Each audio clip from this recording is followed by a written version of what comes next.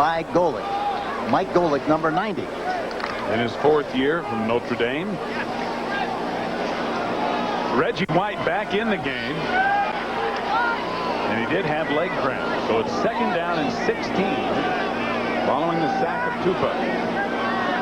He'll be able to get the ball outside here the way the coverage is. Here comes the blitz.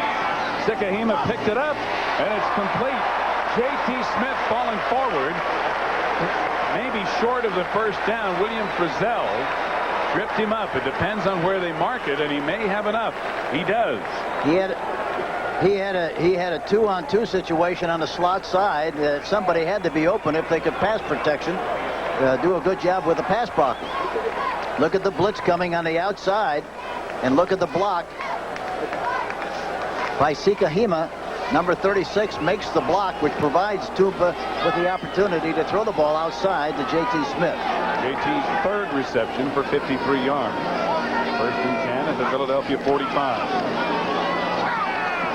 Swinging it out to Farrell to the 40 and dropped there.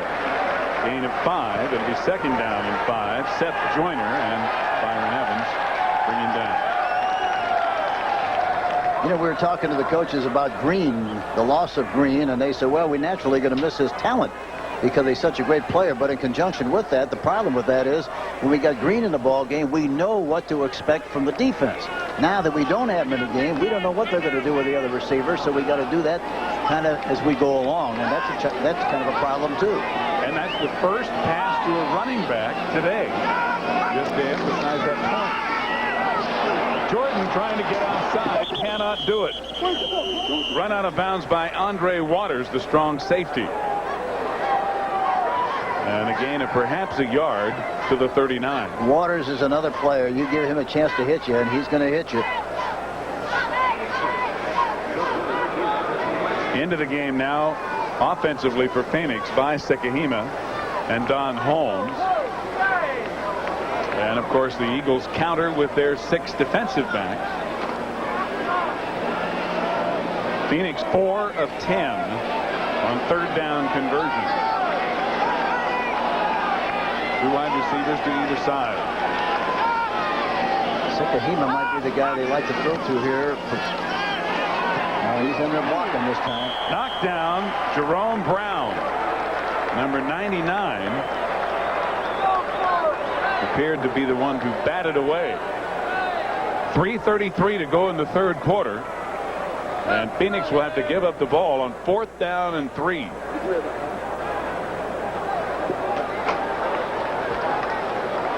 Watch Brown, number 99, on the right side of your screen.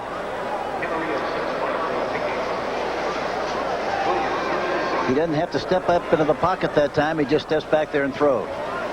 That big old left paw up there. So Rich Camarillo to punt, and Henry Gizmo Williams is back. It's a hanger, but it's going to be caught in the end zone by Carl Carter.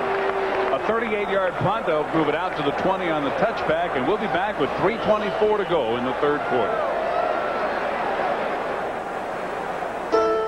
Looks to be a McBiscuit morning, hiding under those cloudy skies. Feeling aching for hickory smoke, bacon in a buttermilk biscuit rising up inside. Got a great day, fresh baked, hickory smoke, hunger for just one taste. The one and only taste of McDonald's bacon, egg, and cheese biscuit. Gonna be a McBiscuit morning from McDonald's. Liberty Mutual presents the automobile accident that never happened, because we continually work to prevent auto accidents and injuries. In helping to pioneer safety belts, Liberty Mutual Insurance helped make driving safer for everyone. Caring for people is why America believes in liberty. Almost home. America believes in liberty. Liberty Mutual Insurance. As Halloween approached, the Phantom of the Fridge struck again. My secretary Susie was waiting. Waiting. The Phantom stole the beer. Coors Light? Not now, thanks. I'm driving. Any clues? Aisle 4. The high-heeled shoe, the black cape, the Phantom? Catcher! Enter the Coors Light $100,000 Phantom of the Fridge sweepstakes. Look for clues at this Halloween display and get your Coors Light before the Phantom does.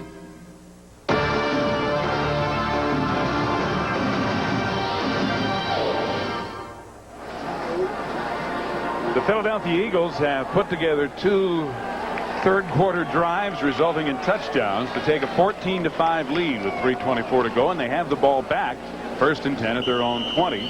What a turnaround in the second half for Mr. Cunningham. You don't think pep talk makes a little difference? Well, he went from 3 interceptions to 2 touchdowns and no interceptions. I think he's getting some help from his friends, too. Oh, yeah, it makes a difference, but they all have to respond, not just one. Tony got away from Harvey in the backfield and picks up about 6 yards out to the 26. Harvey really was right there to make the play. Got the good depth and good penetration, but he went right around the outside. He took a bad angle. Galloway and Hill had to make the tackle. So Keith Jackson, who has been bothered by a bad back and is wearing a special pad below his shoulder pads on his back, now appears to hurt his ankle or knee. And he is limping. And timeout has been called, and the trainers have come out to attend to it. Jackson did not play the first half. As he and Byers both have had back injuries and both have sat out. And again, Buddy Ryan said, I hope that we don't have to play him because he could use the rest. But if we need him, they're going to have to play. And that's exactly what's happened in this second half.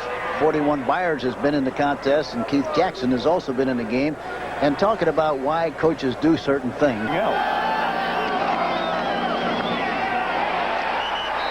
Tony, no gain, maybe a yard is all. Carl Wilson, who had Tony in the end zone for the safety back in the first half for the first 2 points of the game, gets him again here. So it'll be 3rd down and 3 as Keith Jackson is being attended to now on the sideline. His pant is up, so the knee pad is up, so evidently it must be in the knee area. Well, we don't know yet whether we'll see him again. And at the pace he's going, they may not want to take the chance. Cunningham firing it and completing it to Garrity, who's bumped out of bounds. Cunningham getting away from the blitz by safety Michael Downs. Garrity on Cedric Mack, number 47. Garrity coming down. Mack is backpedaling. And you see the big cushion. Cushion meaning the room between the defensive back and the receiver. He had plenty of time to make the cut. He should have really come back at a little angle away from the defensive back. But in spite of that, it didn't really make any difference. The ball was right on the money. He made the catch. And he was trying to get the first down, and he did.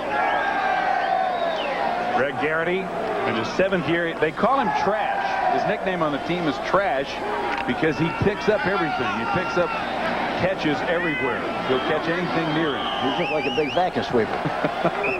Well, Randall Cunningham asking for time as he comes to the line of scrimmage on 1st and 10 at the 32. 2:08 to go in the 3rd quarter here in Phoenix. And in Sun Devil Stadium in Tempe, it's 14-5. Philadelphia leading the Cardinals. The 3rd quarter has really belonged to Cunningham and the Eagles. You know, it was interesting to talk to him yesterday, wasn't it? Talking about calling plays. I asked him about that, and he said he would really like to call the plays because he understands and knows what the people can do. He did it in the preseason, but Buddy Ryan took that privilege away when the season began. And so now Randall not calling anything but audible. Next Sunday here on CBS, it all begins at 12:30 Eastern with the NFL Today. Tampa Bay at Washington, or you might see Minnesota at Detroit, Dallas at Kansas City, Green Bay at Miami, and then the later games will be New Orleans at Los Angeles, New York at San Diego, and Atlanta will be here in Phoenix. It all begins at 12:30 Eastern Time with the NFL Today right here on CBS next Sunday. 1st and 10 Philadelphia, their own 32. Cunningham looking for Giles, who catches it after the ball is tipped and goes out of bounds at the 49. Tim McDonald tipped the pass, but Giles held on for a gain of 17. I tell you, Giles, when he was playing for the